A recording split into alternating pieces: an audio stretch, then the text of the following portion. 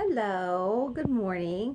Lisa Scola here, and I have decided that I was going to make a quick video on how we do our bulk mail.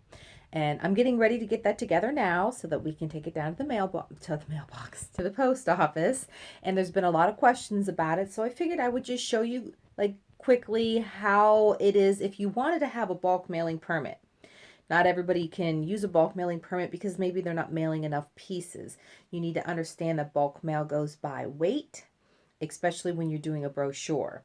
So with us, I'm in Youngstown, Ohio. It may vary from place to place. So you always check with your local post office, the main post office branch. They will tell you what the fee is to have one. If it's because there is a yearly fee, and then you pay what a bulk mail rate would be and then you figure out that you have to do all the work. So they're going to show you how to package it, they're going to show you how to put it together, and then do the paperwork, and then you'll take it down.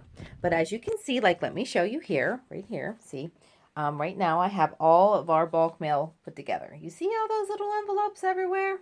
Yep, see them all. Yep, those are all of our mailing. Now I do my mailing with my team members that are in the area that want to mail as well. So I have probably, and I haven't counted yet, but I'm sure there's probably over 300 pieces here. Um, as you can see, let me get an envelope for you. This is an envelope. This is the envelope. I have a bulk mailing stamp. That one didn't come out very well. A change a service requested and our return address, and then their label. Everything is the same. It's all weighted.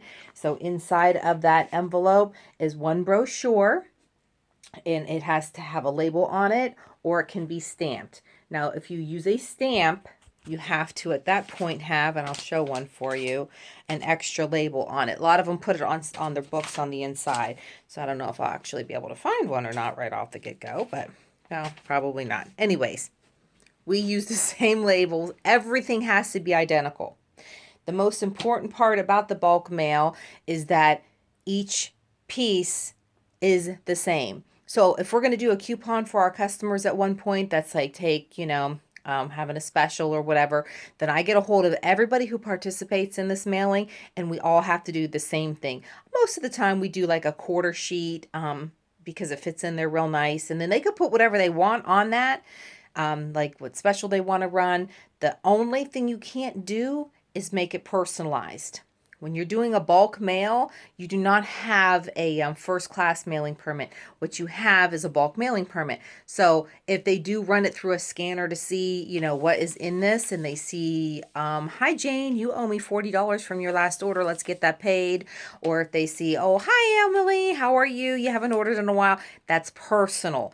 They'll pull it, your entire mailing, and then they'll charge you full first class rate for that entire thing, which then will cost you a lot of money. So you don't want to do that.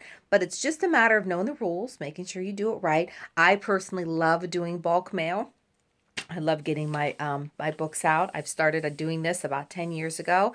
I was pregnant with my son John, and just getting them out was really getting harder, and it was really worth it for me at that point. I had a very good customer base, and I wanted to make sure everybody got their books. So they get their books, they get their follow-up, and their follow call afterwards. And I'll tell you, ever since I've started doing it, I've always had great success.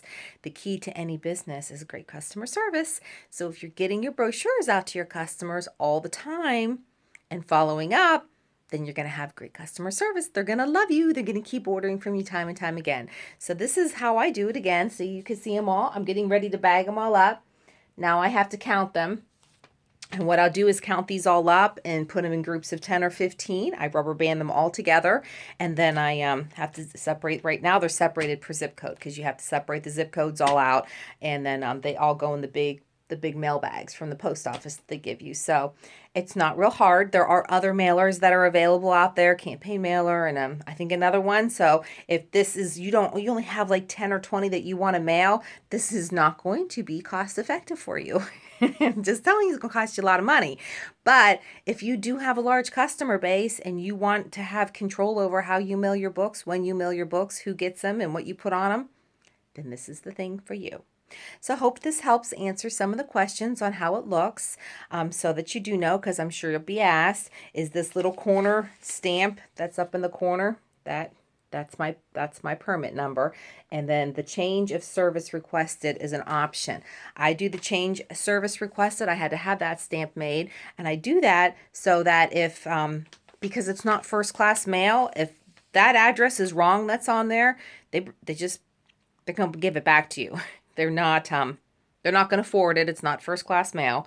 If they don't live there anymore and say they had a change of address put in, they will actually bring a little card to you. That my post office, which I'll show you. Actually, here, let me grab it. They'll actually send me something like this.